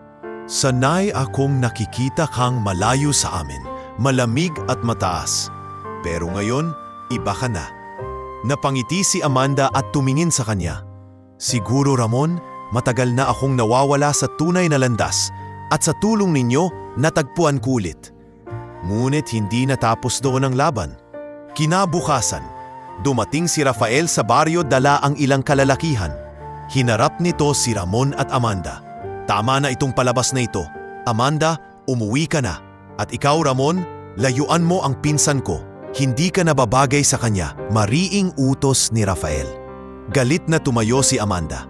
Rafael, wala kang karapatang sabihin sa akin kung sino ang dapat kong tulungan o makasama. Kung may problema ka, ako ang harapin mo, hindi sila. Ngunit ngumisi si Rafael at sumagot, sige, magpatuloy ka. Pero tandaan mo, isang araw, mawawala ang lahat ng pinaghihirapan mo dahil sa maling pagpili. Habang papalayong naglalakad si Rafael, tumingin si Amanda kay Ramon. Hindi ako uurong Ramon, kahit sino pa ang humarang sa atin. At sa unang pagkakataon, naramdaman ni Ramon na hindi na lamang siya ang nagdadala ng bigat ng kanilang laban. May kasama na siyang handang ipaglaban ng tama, kahit pa buong lipunan ang kanilang kalabanin. Lumipas ang ilang linggo matapos ang mainit na pagtatalo nila Amanda at Rafael. Sa kabila ng mga banta at paninira, mas lalo pang naging determinado si Amanda na ipakita na kaya niyang baguhin hindi lamang ang sarili, kundi pati na rin ang paraan ng pagpapatakbo ng kanilang negosyo. Hindi na siya kontento sa pagiging malamig na tagapamahala. Gusto niyang gawing makabuluhan ang lahat ng ginagawa niya. Isang gabi, dinala niya si Ramon sa kanilang opisina. Unay nag-alinlangan ang lalaki. Hindi siya sanay na pumasok sa isang gusaling punong-puno ng marmol, salamin at mga taong nakauniporme. Ngunit pinilit siya ni Amanda. Ramon, gusto kong marinig ang pananaw mo. May mga bagay na hindi nakikita ng mga taong tulad ko. Mga bagay na malinaw sa iyo na nakaranas ng hirap. Wika ni Amanda habang inaakay siya papasok. Wala naman akong alam sa negosyo, sagot ni Ramon. Halatang nahihiya. Pero alam mo kung paano mabuhay sa hirap. At iyon ang kulang sa kumpanya natin. Ang malasakit sa mga taong nasa ibaba, mariing sagot ni Amanda. Sa isang pulong kasama ang ilang managers, ipinakilala niya si Ramon. Ito si Ramon. Hindi siya negosyante, pero malaki ang maiaambag niya sa atin. Nais kong pakingganin. Dumating ang isang araw na nagdala si Amanda ng ilang papeles at kwaderno sa maliit na barong-barong ni na Ramon. Hindi tulad ng dati, ngayon ay hindi lang pagkain o laruan ang dala niya, kundi mga dokumento tungkol sa negosyo na hawak niya. Ramon, wika ni Amanda habang inilalatag ang mga papeles sa lumang mesa. Gusto kong marinig ang opinyon mo. Alam kong wala kang formal na edukasyon sa negosyo, pero nakita ko kung gaano ka kasipag at kung paano ka nakahanap ng paraan sa kabila ng kahirapan. Gusto kong subukan ang pananaw mo, napakunot ang noo ni Ramon. Ano? Ako? Magbibigay ng opinyon sa negosyo mo? Amanda, wala akong alam dyan. Sanay lang akong magbuhat ng sako, magpulot ng bote, at magsalba ng kinabukasan namin ng anak ko. Ngunit ngumiti si Amanda, at doon ka nagkakamali. Ang karanasan mo sa paghihirap ang mismong kailangan ko. Nakakulong ako sa teorya at sa mundo ng mga taong may pera. Pero ikaw, alam mo ang pangangailangan ng karaniwang tao. Napaisip si Ramon, tumingin siya kay Miguel na masayang naglalaro sa gilid. Sa wakas, naupo siya at nagsimulang suriin ang mga papel. Masyado kayong nakatuon sa malalaking kliyente, mabagal niyang sabi. Pero bakit hindi kayo magbukas para sa maliliit? Halimbawa, kung gagawa kayo ng produkto na kayang bilhin ng mga ordinaryong tao, Hindi ba mas lalaki ang kita ninyo? Nagulat si Amanda sa kasimplihan, ngunit linaw ng pananaw ni Ramon. Tama ka. Palagi kaming nakatingin sa malalaki, pero nakakaligtaan namin ang mas malawak na merkado. Ang mga tulad mo, Ramon, kayong mga araw-araw na nakikipagbuno, kayo ang bumubuo ng karamihan. Mula noon, nagsimula silang mag-usap ng madalas tungkol sa mga estratehiya. Unti-unti, natututo si Ramon sa mga konsepto ng negosyo. At si Amanda naman ay natututo mula sa karanasan ni Ramon sa totoong buhay. Nang dumating ang isang pulong sa kumpanya, ipinakita ni Amanda ang bagong plano. Mga kasama, wika niya sa board. Maglulunsad tayo ng bagong linya ng produkto. Simple, mura, ngunit may kalidad. Hindi lang para sa mga mayayaman, kundi para sa lahat. Ngunit Amanda, kontra ng isang board member. Paano kung bumaba ang imahe ng ating brand? Hindi ba't nakilala tayo dahil sa eksklusibo at mamahaling produkto? Ngumiti si Amanda. Kung ang imahe natin ay nakatali lang sa elitista, hindi tayo tatagal. Ang totoong lakas ay nasa dami ng taong natutulungan at nakikinabang. At kung mawawala ang ilan sa inyo dahil doon, handa akong ipaglaban ito. Nagulat ang lahat sa kanyang tapang. Ngunit dahil kilala si Amanda bilang mahusay na pinuno, unti-unti silang napilitang sumang-ayon. Makalipas ang ilang buwan, lumago ang kanilang negosyo ng higit pa sa inaasahan. Ang mga ordinaryong mamimili ay natuwa dahil nagkaroon sila ng pagkakataong makabili ng produkto mula sa kumpanya na dati para lamang sa mayayaman. Hindi ako makapaniwala, bulong ni Amanda isang gabi habang nakatingin kay Ramon, na ang mga simpleng ideya mo ang nagdala ng ganitong pagbabago. Umiling si Ramon. Hindi iyon galing sa akin. Galing iyon sa karanasan ng maraming taong tulad ko. Ako lang ang nagsabi sa'yo. Ngunit hindi nakalampas kay Amanda ang katotohanan. Naging malaking bahagi si Ramon ng pagbabagong ito. Habang lumalago ang negosyo, nagsimula ring makilala si Ramon sa komunidad. Ang mga tao sa baryo na dati tumitingin sa kanya bilang isang kahabag-habag na pulubi, ngayon ay tinitingala siya bilang inspirasyon. Si Ramon? Siya yung tumulong kay Amanda sa bagong negosyo? Grabe, dati nangangalakal lang siya. Ngayon, kinikilala na siya, bulong ng isang tindera. Mabuti na lang at may pusong tumulong si Amanda. Kung hindi natin malalaman ang galing ni Ramon, sagot ng isa. Isang araw habang naglalakad sila ni Miguel sa palengke, may lumapit na matanda. Ramon, saludo ako sa iyo.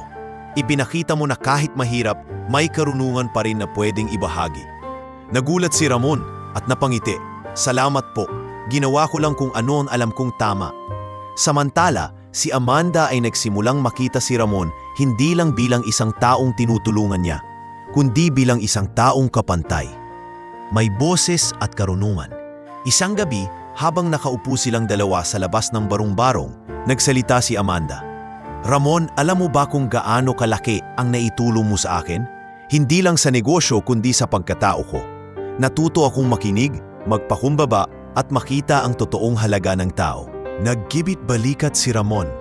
Ako naman, natuto akong muling maniwala na may mga taong may malasakit kahit na mayaman. Hindi ko akalain na isa ka sa kanila. Nagtagpo ang kanilang mga mata. At sa sandaling iyon, may kakaibang init na dumaloy sa kanilang mga puso. Hindi ito simpleng pasasalamat o pagkakaibigan lamang. Ito'y tilang unting-unting pag-usbong ng damdamin na matagal nang natatago sa ilalim ng kanilang sugatang kaluluwa. Ngunit bago pa man tuluyang malinang ang damdaming iyon, pareho nilang alam na mahaba pa ang laban na kanilang kakaharapin. Dahil sa kabila ng tagumpay ng kanilang bagong direksyon, may mga taong handang gawin ang lahat upang sila'y pabagsakin. At sa kanilang puso, alam nilang hindi lamang negosyo ang nakataya, kundi ang pag-asa, ang dignidad at ang bagong buhay na unti-unting nabubuo sa pagitan nila. Lumipas ang ilang buwan mula nang magsimulang magbago ang direksyon ng negosyo ni Amanda dahil sa mga payo ni Ramon. Unti-unti, naging kilala ang kanilang kumpanya hindi lamang dahil sa mga produkto, kundi dahil sa malasakit na kaakibat nito. Ang dating eksklusibong negosyo para sa mayayaman ay ngayon nagbukas ng pintuan para sa lahat. At yun ay naging usapan hindi lamang sa syudad, kundi pati na rin sa malalayong probinsya. Isang araw, dumalo si Amanda sa isang malaking pagditipon ng mga negosyante. Pagdating niya, marami ang bumati. Hindi na siya ang Amanda na tinitignan ng mga tao na malamig at matapobre. Siya na ngayon ang kinikilala bilang isang lider na may puso para sa masa. "Amanda, patawarin mo kami," wika ng isa sa kanya mga dating kaibigan na minsang nangutya sa kanya. "Mali kami na husgahan ka dahil sa pagtulong mo sa mga mahihirap. Ngayon nakikita namin na ikaw pala ang tunay na halimbawa ng isang lider." Ngumiti si Amanda. Hindi mayabang kundi puno ng kababaang loob. Ang mahalaga ay natututo tayo. Hindi pa huli ang lahat para baguhin ang pananaw. Samantala, sa baryo, si Ramon ay unti-unting nakilala bilang inspirasyon ng mga tao. Minsan, habang naglalakad siya kasama si Miguel, nilapitan siya ng isang grupo ng kabataan. "Kuya Ramon, ikaw ba yung tinutulungan ni Miss Amanda? Grabe, idol ka namin." Sabi nila, ikaw daw yung nagbigay ng ideya sa negosyo na nagpabago sa lahat. Masayang wika ng isang binata. Napakamot ng ulo si Ramon at ngumiti. "Hindi naman ako idol. Ang totoo, sinabi ko lang kung ano ang nakikita kong pangangailangan. Pero kung makakatulong sa inyo, mas mabuti." Ang mga ganitong papuri ay nakapagpabago rin sa pananaw ni Ramon sa kanyang sarili. Dati, tinitignan niya ang sarili bilang isang walang-wala, isang pulubing walang halaga. Ngunit ngayon, nararamdaman niyang may kabuluhan din ang kanyang boses. Habang lumalago ang negosyo, mas lalong lumawak ang pagtulong ni Amanda sa iba. Hindi lamang pagkain at trabaho ang binibigay nila, kundi pati scholarship para sa mga batang gustong mag-aral. Isa sa mga unang nakinabang dito ay si Miguel, na ngayon ay nagsisimula ng pumasok sa paaralan. "Papa, may bago na po akong mga libro." Tuwang-tuwang sabi ni Miguel isang araw habang ipinapakita kay Ramon ang mga dala. Napangiti si Ramon, halatang proud sa anak. "Salamat kay Tita Amanda. Anak, hindi mo na kailangang maranasan ng gutom at hirap tulad ng dinaanan natin noon." Ngunit higit pa sa pagbabago ng negosyo, ang pinakamalaking pagbabalik ng karangalan ay ang pagbabago mismo sa pagkatao ni Amanda. Ang mga taong dati umiiwas at natatakot sa kanya ay ngayon kusang lumalapit, hindi para sa pera o impluensya, kundi para humingi ng payo o magpasalamat. Isang matandang babae ang lumapit sa kanya matapos ang isang seminar. "Iha, dati iniisip ko wala kang puso. Pero nang makita kitang tumulong sa mga tulad namin, doon ko lang nakita na mali ako. Salamat, Amanda. Dahil sa iyo, nagkaroon kami ng pag-asa." Hindi napigilan ni Amanda ang mapaluha. "Hindi ako nag-iisa. May mga taong tumulong din sa akin para mabuksan ang puso ko." Napatingin siya kay Ramon na nakatayo sa di kalayuan. Tahimik ngunit halatang ipinagmamalaki siya. Habang lumalalim ang kanilang ugnayan, lalong tumitibay ang tiwala nila sa isa't isa. Hindi lamang dahil sa negosyo o pagdulong sa komunidad, kundi dahil sa karanasang pareho nilang pinagdaanan, ang sakit ng pagkawala, ang hirap ng buhay, at ang pagsusumikap na bumangon muli. At sa lahat ng ito, ang kwintas na minsang naging sanhi ng tensyon ay ngayon nagiging simbolo ng pagbangon at pagbabalik ng karangalan. Hindi lamang para kay Amanda, kundi pati para kay Ramon at kay Miguel. Tahimik na lumipas ang ilang buwan, at tila ba unti-unti nang nagiging payapa ang buhay ni Ramon, Miguel at Amanda. Ngunit gaya ng lahat ng kwento, dumadating ang panibagong unos kapag hindi inaasahan. Isang gabi, habang nagdiriwang sila ng simpleng hapunan sa baryo, isang bisita ang dumating. Si Rafael, pinsan ni Amanda, na minsan nang nagbanta sa kanya. "Amanda," mariing wika ni Rafael habang nakatayo sa harap ng barung-barung ni Ramon. "Akala mo ba hindi ko malalaman ang ginagawa mo? Habang abala ka sa paglalaro ng pagtulong dito, ang negosyo natin ay unti-unting binabago mo ayon sa kagustuhan ng isang pulubi." Agad na nag-init ang tenga ni Ramon sa narinig, ngunit pinigilan siya ni Amanda. "Rafael, wala kang karapatan na bastusin si Ramon. Kung hindi dahil sa kanya, hindi tayo makakahanap ng bagong direksyon sa negosyo. Ngumisi si Rafael, uno ng panlalait. Kaya pala. So totoo nga ang balita, ipinagpapalit mo ang pangalan ng pamilya natin para sa isang lalaking walang maibigay kundi kahirapan. Nang marinig ito, nagsalita si Ramon. Hindi ko kailanman hiniling na mapabilang sa negosyo ninyo. Lahat ng ginawa ko ay para sa anak ko at para sa mga taong katulad namin. Kung nakakakita ka ng problema doon, problema mo na iyon. Ngunit hindi pa doon natapos ang gulo. Kinabukasan kumalat sa mga pahayagan at social media ang mga balitang sinasabing ginagamit lamang ni Ramon si Amanda para sa pera at impluensya. May mga larawang kuha nila habang magkasama sa baryo na pinagmukhang masama sa pamamagitan ng maling balita. Amanda, tingnan mo ito. Wika ng kanyang ama habang hawak ang diaryo. Ang pinsan mong si Rafael, siya ang nagpapakalat ng mga ito. Sinisira niya ang pangalan mo. Ngunit mariin ang sagot ni Amanda. Hindi ako matatakot, Papa.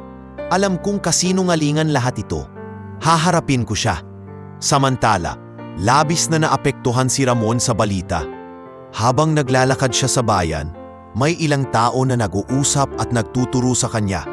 Ayan yung sinasabi nila, ginagamit lang daw niya si Amanda para umasenso, bulong ng isang lalaki. Kawawa naman si Miss Amanda kung totoo, sagot ng isa pa. Napayuko si Ramon, ramdam ang bigat ng kahihiyan. Ngunit pag-uwi niya, sinalubong siya ni Miguel. Papa, huwag kang malungkot, hindi naman totoo ang sinasabi nila, di ba? Napayakak si Ramon sa anak. Hindi totoo, anak, at kahit anong sabihin nila, alam ni Papa kung ano ang tama. Sa kabila ng lahat, nagpasya si Ramon na lumayo muna kay Amanda. Amanda, seryoso niyang sabi isang gabi, baka mas makabuti kung iwasan mo muna kami. Ayokong masira ka dahil sa akin. Ngunit mariin ang sagot ni Amanda. Hindi, Ramon, hindi kita iiwan. Kung lalayo ka, mas lalo kang magmumukhang may kasalanan. Harapin natin ito ng magkasama. At ganun nga ang ginawa nila. Sa harap ng mga mamamahayag, lumantad si Amanda kasama si Ramon. Narito ako upang itanggi ang lahat ng akusasyon laban sa kanya. Wika ni Amanda. Si Ramon ay hindi umaabuso sa akin. Siya ay naging inspirasyon at kung anuman ang nakamit namin ngayon ay bunga ng kanyang mga ideya at kabutihan. Ngunit hindi pa rin tumigil si Rafael. Nagpakalat pa ito ng peking dokumento na nagsasabing may utang si Ramon at ginagamit ang pangalan ni Amanda upang makalusot. Hindi na ako makakatiis. Bulalas ni Ramon. Ako mismo ang haharap kay Rafael at patutunayan kong wala akong ginagawang mali. Sa tulong ng ilang tao sa baryo na nakakakilala sa kanya mula pa noong una, naipakita nila ang katotohanan. Si Ramon ay isang ulirang ama na nagsakripisyo para sa kanyang anak. Maging ang ilang dating empleyado ng kumpanya ay nagsalita na rin laban kay Rafael. Ibinunyag ang kanyang mga lihim na anomalya. Sa huli bumagsak ang plano ni Rafael. Siya mismo ang nahulog sa sariling bitag at ang kanyang pangalan ang tuluyang nasira. Habang si Amanda ay lalong kinilala bilang isang babaeng may paninindigan at si Ramon ay lalong hinangaan dahil sa kanyang katapatan at lakas ng loob. Sa gitna ng lahat, nakatayo silang tatlo, si Amanda, si Ramon at si Miguel, hindi lamang bilang mga biktima ng paninira, kundi bilang mga taong nagtagumpay sa kabila ng bagyo. At mula noon, lalo lamang tumibay ang kanilang ugnayan.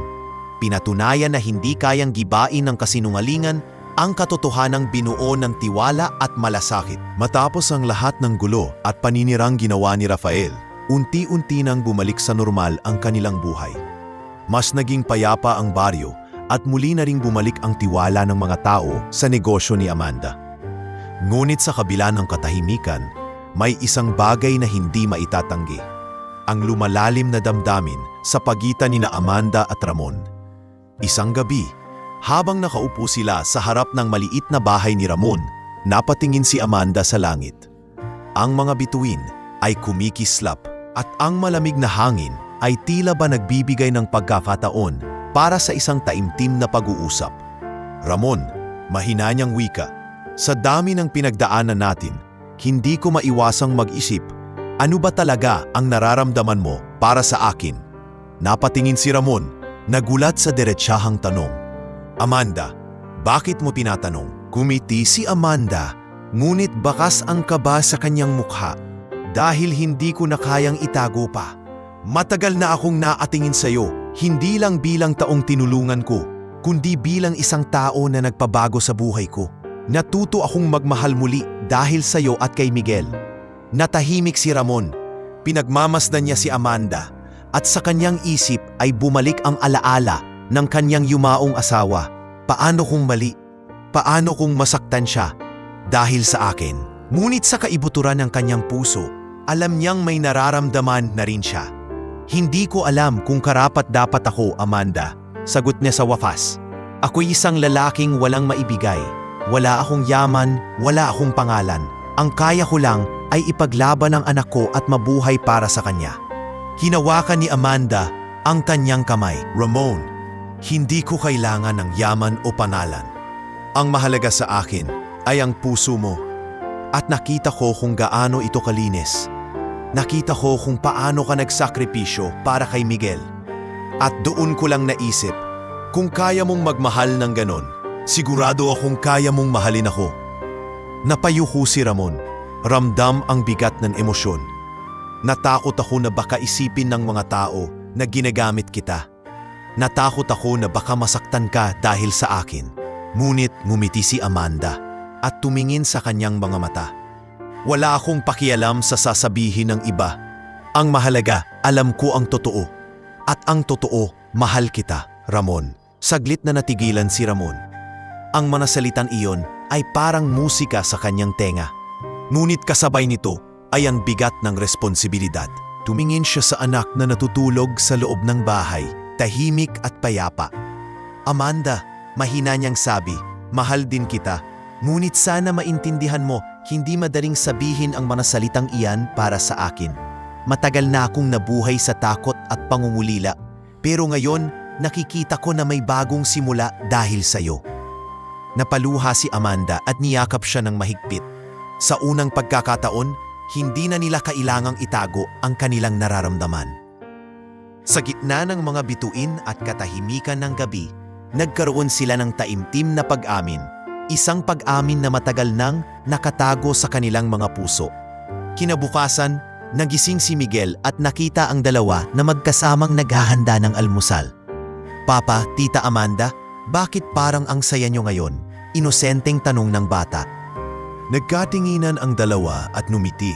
Dahil may bagong sumula tayo, anak, sagot ni Ramon habang hinahaplos ang buhok ng bata. Lumipas ang mga araw at lalong tumibay ang ugnayan ni na Amanda at Ramon. Hindi na lamang sila magkaibigan o magkasangga sa laban sa buhay. Ngayon, sila'y dalawang pusong nagtagpo, dala ng mga sugat ng nakaraan at pag-asang bumuo ng mas magandang bukas. At sa bawat titig ni Amanda kay Ramon, at sa bawat ngiti ni Ramon kay Amanda, alam nilang ang kanilang pagmamahalan ay hindi na basta pakiramdam lamang. Ito'y isang pangako. Pangako na kahit anong hindi na sila simpleng magkasama lamang dahil sa negosyo o dahil sa kwintas na nag-ugnay sa kanilang nakaraan. Ngayon ay nagsisimula na silang bumuo ng isang bagay na mas matibay at mas mahalaga. Isang pamilya. Araw-araw, mas lumalapit si Amanda kay Miguel. Tuwing may libreng oras mula sa kanyang trabaho, dumadalaw siya sa barong-barong, dala ang mga gamit pang eskwela, laruan, at minsan ay simpleng merienda na paborito ng bata. Hindi nagtagal.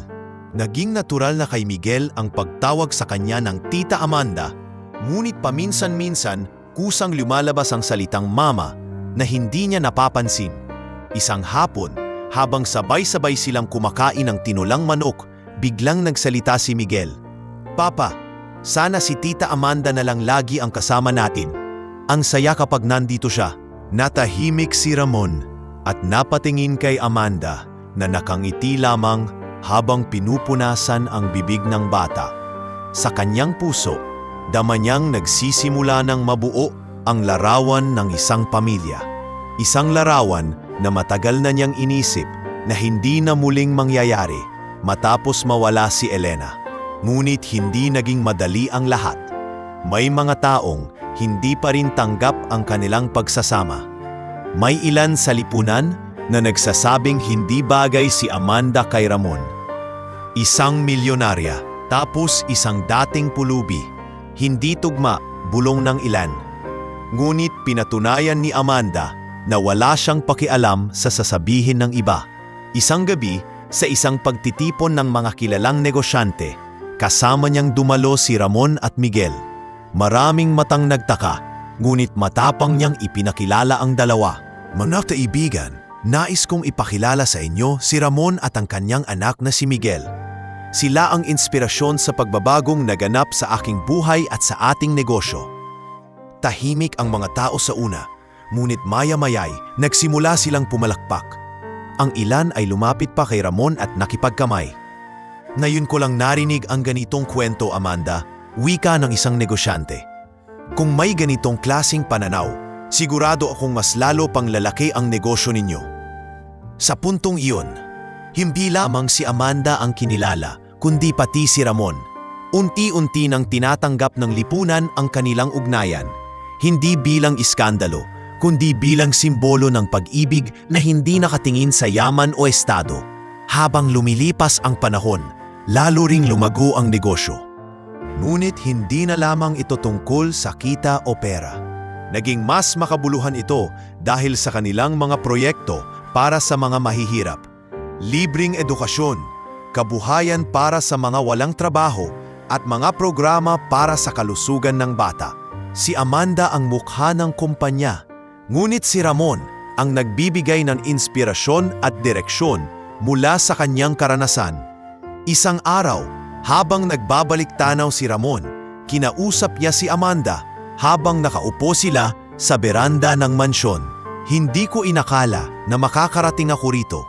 Dati, ang iniisip ko lang ay kung paano mabubuhay bukas, kung paano mapapakain ang anak ko. Ngayon, may tahanan na tayo at may kinabukasan na si Miguel. Hinawakan ni Amanda ang kanyang kamay at ngumiti. At hindi ka nag-iisa, Ramon. Ako man, matagal akong nabuhay sa mundo ng kasinungalingan at kawalan ng malasakit. Pero nang dumating kayo sa buhay ko, natutunan kong mahalin hindi lang ang sarili ko, kundi pati ang iba. Niyakap sila ni Miguel mula sa likuran. Sabay sabing, "Papa, Mama, salamat po, masaya ako." Napaluha si Ramon sa narinig.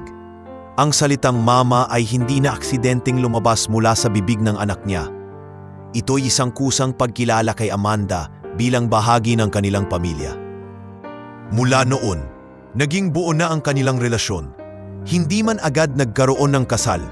Alam nilang higit pa sa mga papel at seremonya ang bumubuo sa isang pamilya.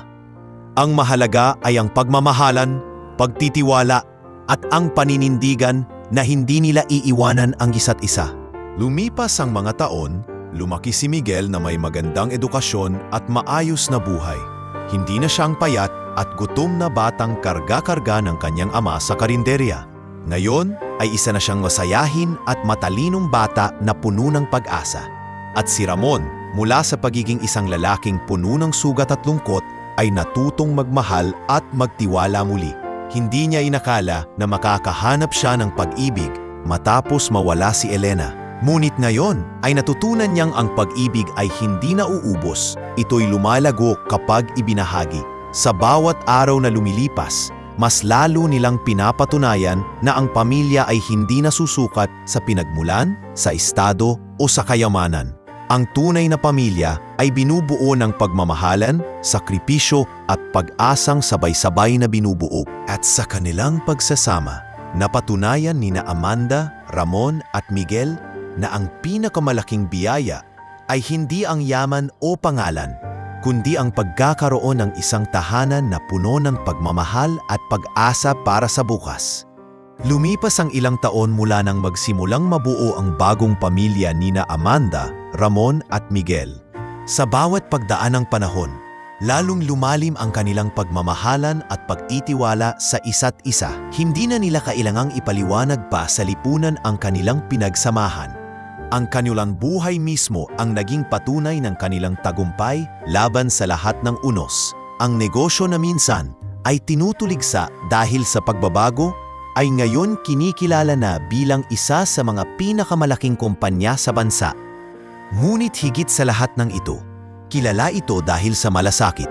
May mga feeding program para sa mga batang lansangan, scholarship para sa mahihirap na estudyante, at libreng serbisyong medikal para sa mga nangangailangan. Sa bawat programang iyon, makikita si Amanda na masigasig na nakikisalamuha at si Ramon naman na nagbibigay inspirasyon mula sa kanyang sariling karanasan. Hindi ko inakala na makakarating tayo rito, bulong ni Ramon, isang gabi habang nakatingin sa malawak na hardin ng kanilang bagong tahanan. Ngumiti si Amanda, sabay akbay sa kanya. Lahat ng ito ay bunga ng pinagdaanan natin. Hindi naging madali, pero pinili nating manatili sa isa't isa. At ngayon, ito ang gantimpala.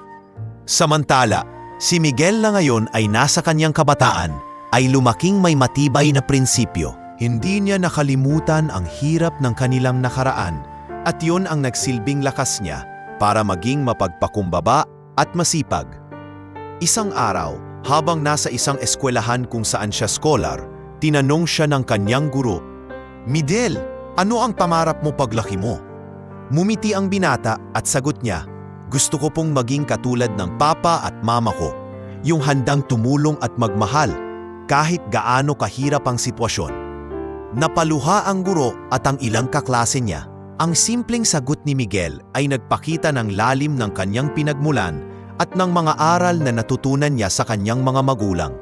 Samantala, si Amanda naman ay nakatagpo na ng kapayapaan. Matagal siyang nabuhay sa anino ng kanyang yumaong asawa. Ngunit ngayon, natutunan niyang bitawan ang sakit at tanggapin ang bagong pag-ibig na dumating.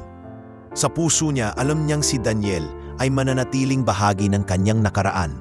Ngunit si Ramon at si Miguel ang kanyang kasalukuyan at hinaharap. Isang gabi, habang hawak niya ang kwintas na minsang naging sanhi ng gulo, iniabot niya ito kay Ramon.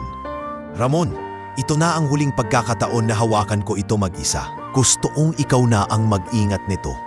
Hindi na ito simbolo ng pagkawala. Para sa akin, ito na ang tanda ng bagong simula natin." Tahimik na tinanggap ni Ramon ang kwintas at tinitigan si Amanda. "Amanda, salamat sa tiwala at salamat dahil binigyan mo kami ng panibagong buhay. Hindi ko akalaing ang kwintas na minsang nagpahirap sa atin ay magiging simbolo ng pag-ibig at pag-asa."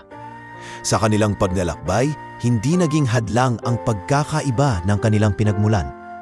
Ang yaman ni Amanda at ang kahirapan ni Ramon ay nagtagpo sa gitna, sa puso, kung saan walang mas mataas o mababa. Sa huli, nahanap nila ang tunay na kahulugan ng pamilya. Hindi ito tungkol sa dugo lamang.